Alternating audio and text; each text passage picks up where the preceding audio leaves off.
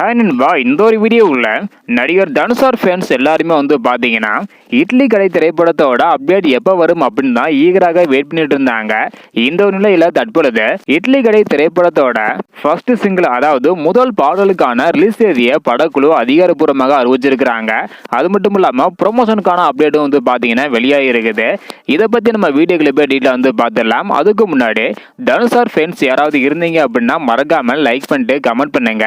அப்படி படத்துக்கு யாரெல்லாம் ஈகரா வெயிட் பண்றீங்க அப்படின்றதையும் மறக்காம கமெண்ட் பண்ணுங்க.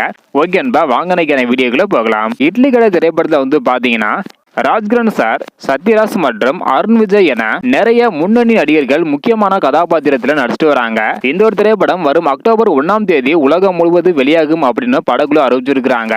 தற்பொழுது இந்த திரைப்படத்தோட ப்ரொமோஷன் பணிகளை படக்குழு தொடங்கி இருக்கிறாங்க.